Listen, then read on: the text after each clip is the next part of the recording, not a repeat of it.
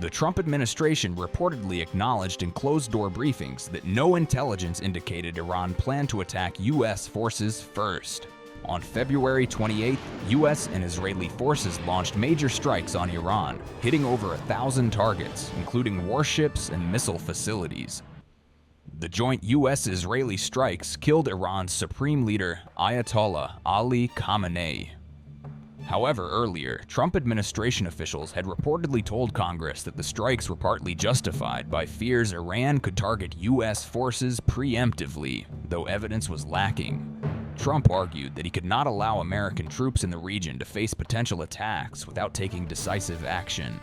Trump insisted, without providing evidence, that Iran was close to obtaining ballistic missile capability capable of striking the United States. Intelligence sources, however, indicated that this missile claim was exaggerated and not fully supported by U.S. reports. Virginia Senator Mark Warner, the top-ranking Democrat on the Senate Intelligence Committee, said he had seen no intelligence showing Iran intended a preemptive strike before the U.S. and Israel launched their joint military operation.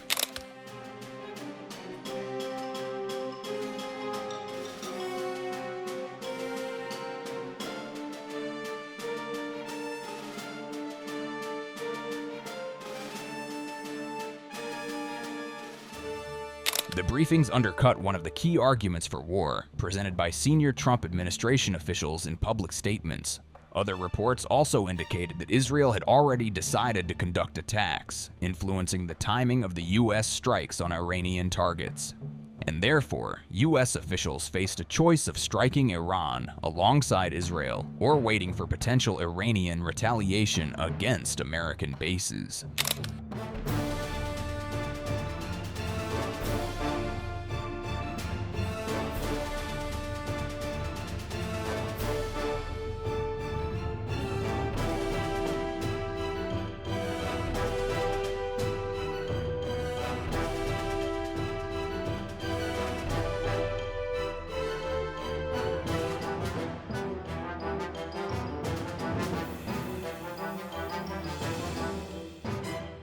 Democrats criticized the decision, framing it as a war of choice and questioning the abandonment of ongoing peace talks facilitated by Oman.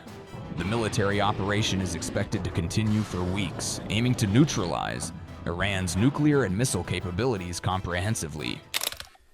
2 days ago, under the direction and direct orders of President Donald J. Trump, the Department of War launched Operation Epic Fury, the most lethal, most complex, and most precise aerial operation in history. For 47 long years, the expansionist and Islamist regime in Tehran has waged a savage, one-sided war against America. They didn't always declare it openly, except for their constant chants of death to America. They did it through the blood of our people. Car bombs in Beirut, rocket attacks on our ships, murders at our embassies, roadside bombs in Iraq and Afghanistan, funded and armed by Iranian Quds Force and IRGC killers. My generation of veterans carry the names of brothers who never came home. Brothers butchered by Iranian-backed roadside bombs and well-armed militias, thousands of our own. We didn't start this war, but under President Trump, we are finishing it. Their war on Americans has become our retribution against their Ayatollah and his death cult. It took the 47th president, a fighter who always puts America first, to finally draw the line after 47 years of Iranian belligerence. He reminded the world, as he has time and time again, being an American means something unbreakable. If you kill Americans, if you threaten Americans anywhere on earth, we will hunt you down without apology and without hesitation, and we will kill you. President Trump has also been very consistent. Crazy regimes like Iran, hell-bent on prophetic Islamist delusions, cannot have nuclear weapons. It's common sense. Many have said it, but it takes guts to actually enforce it, and our president has guts. Iran's stubborn and self-evident nuclear pursuits, their targeting of global shipping lanes, and their swelling arsenal of ballistic missiles and killer drones are no longer tolerable risks. Iran was building powerful missiles and drones to create a conventional shield for their nuclear blackmail ambitions. Let me say that again. A conventional shield for their nuclear blackmail ambitions. Our bases, our people, our allies, all in their crosshairs. Iran had a conventional gun to our head as they tried to lie their way to a nuclear bomb.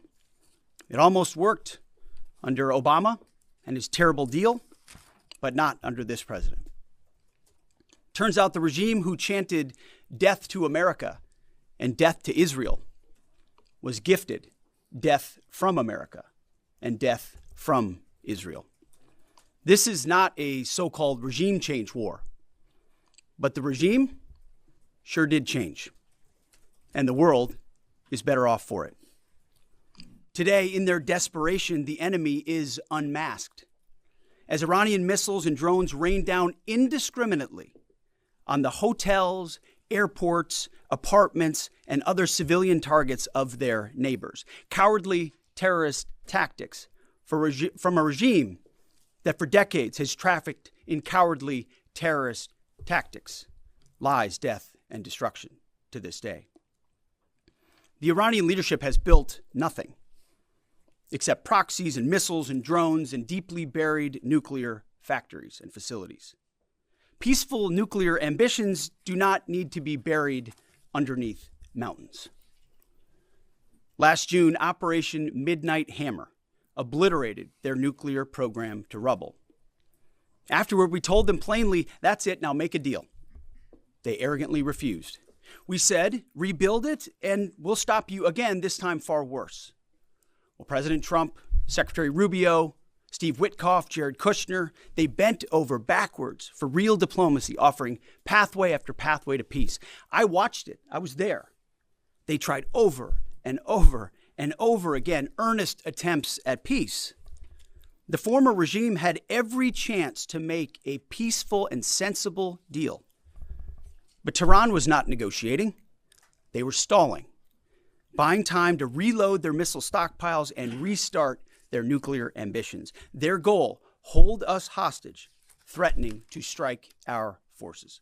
Well, President Trump doesn't play those games. And as Secretary Rubio said after the Maduro raid, if you don't know, now you know. President Trump puts America and Americans first. He doesn't hesitate, and neither do our troops. The mission of Operation Epic Fury is laser-focused. Destroy Iranian offensive missiles, destroy Iranian missile production, destroy their navy and other security infrastructure, and they will never have nuclear weapons. We're hitting them surgically, overwhelmingly, and unapologetically. With every passing day, our capabilities get stronger and Iran's get weaker. We set the terms of this war, from start to finish. Our ambitions are not utopian. They are realistic, scoped to our interests and the defense of our people and our allies. Speaking of people, we hope the Iranian people take advantage of this incredible opportunity. President Trump has been clear, now is your time. To Iranian security forces, choose wisely. President Trump has also been clear about your fate in either direction. To the media outlets and political left screaming endless wars, stop. This is not Iraq. This is not endless. I was there for both. Our generation knows better, and so does this president. He called the last 20 years of nation-building wars dumb, and he's right. This is the opposite. This operation is a clear, devastating, decisive mission. Destroy the missile threat, destroy the Navy, no nukes. Israel has clear missions as well, for which we are grateful. Capable partners, as we've said since the beginning, capable partners are good partners. Unlike so many of our traditional allies who wring their hands and clutch their pearls, hemming and hawing about the use of force. America, regardless of what so-called international institutions say, is unleashing the most lethal and precise air power campaign in history. B-2s, fighters, drones, missiles, and of course, classified effects. All on our terms, with maximum authorities. No stupid rules of engagement, no nation-building quagmire, no democracy-building exercise, no politically correct wars. We fight to win, and we don't waste time or lives. As the president warned, an effort of this scope will include casualties. War is hell, and always will be.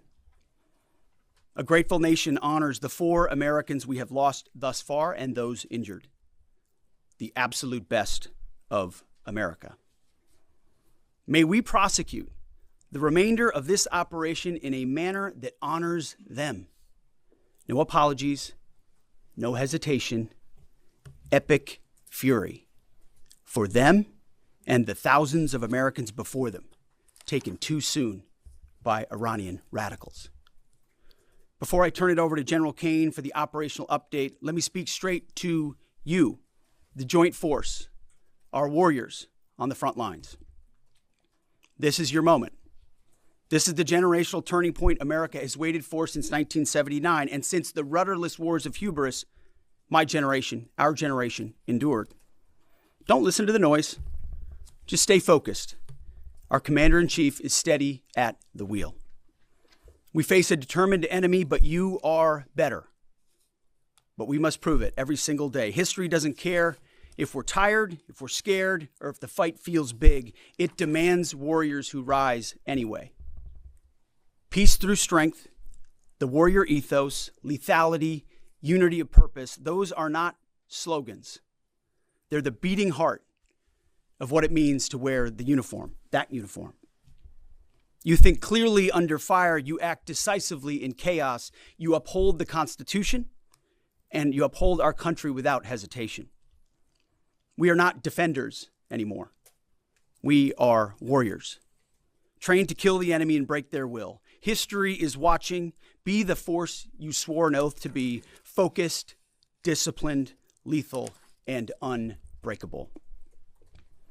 We will finish this on America First conditions of President Trump's choosing. Nobody else's, as it should be. And know this above all, President Trump and I have your back, always. Through fire, through criticism, through fake news, through everything. We unleash you because you are the best, most powerful, most lethal fighting force the world has ever seen. May Almighty God watch over you, and his providential arms of protection extend over you. Godspeed, warriors, and keep going.